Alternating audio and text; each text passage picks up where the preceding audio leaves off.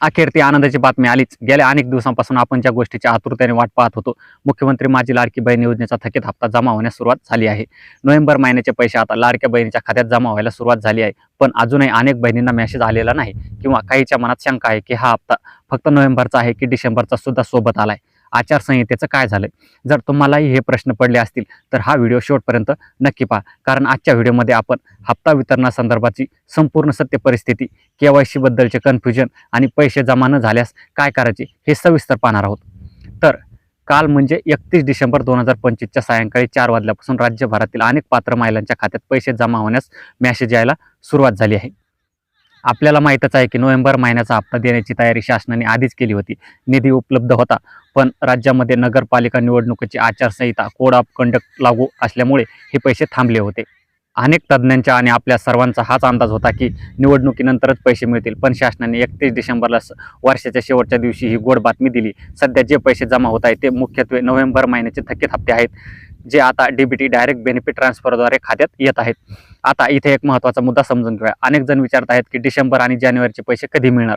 पहा, सध्या जी माहिती समोर येत आहे त्यानुसार नगरपालिका निवडणुकांमुळे आणि आचारसंहितेमुळे वितरण प्रणालीवर काही निर्बंध होते, पण आता नोव्हेंबरचा थकीत हप्ता वितरित करण्याला सुरुवात झाली आहे। असा अंदाज लावला जात होता की नोव्हेंबर आणि डिसेंबरचे पैसे एकत्र मिळतील, पण सध्या तरी फक्त नोव्हेंबरच्या हप्त्याचे वितरण प्रामुख्याने दिसत आहे। डिसेंबरच्या हप्त्यासाठी कदाचित थोडी वाट पाहावी लागू शकते किंवा शासनाकडून नवीन अपडेट लवकरच येईल। त्यामुळे तिन्ही महिन्याचे पैसे एकत्र आलेत का या संभ्रमात राहू नका। आपल्या खात्यात जमा झालेली रक्कम तपासा। सर्वात महत्त्वाचा प्रश्न, मला अजून मेसेज आला नाही, मग मला पैसे मिळणार का नाहीत? घाबरून जाऊ नका। ही प्रक्रिया काल संध्याकाळपासून सुरू झाली आहे। ती टप्प्याटप्प्याने बॅच वाईज होते। सिस्टीमवर लोड असल्यामुळे किंवा बँकेच्या सर्व्हरमुळे मेसेज यायला उशीर होऊ शकतो। ही प्रक्रिया थोडी संथ गतीने सुरू आहे। दुसरा महत्त्वाचा मुद्दा म्हणजे KYCचा। 31 डिसेंबर ही KYCची शेवटची तारीख होती, त्यामुळे अनेक बहिणींना काळजी वाटते की माझी KYC पूर्ण झाली नसेल तर हा हप्ता बुडणार का? तर व्हिडिओमध्ये सांगितल्याप्रमाणे हा नोव्हेंबर महिन्याचा हप्ता आहे, जो जुन्या यादीनुसार पात्र लाभार्थ्यांना मिळत आहे।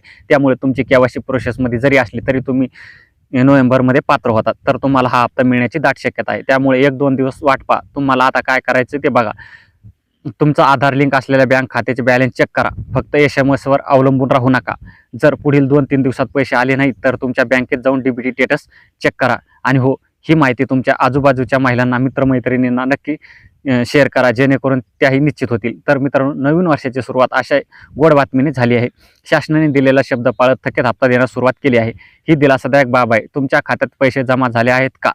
आणि झाले असतील तर किती तारखेला जमा झाले हे आम्हाला खाली कमेंटमध्ये नक्की सांगा, जेणेकरून बाकीच्यांनाही अंदाज येईल की ही माहिती कामाची वाटली असेल तर व्हिडिओला लाईक करा आणि आपल्या चॅनलला सबस्क्राईब करायला विसरू नका, कारण माझी लाडकी बहीण योजनेची प्रत्येक छोटी मोठी अपडेट तुमच्यापर्यंत सर्वात आधी घेत येऊन राहू। भेटूया पुढच्या व्हिडिओमध्ये। तोपर्यंत काळजी घ्या। धन्यवाद।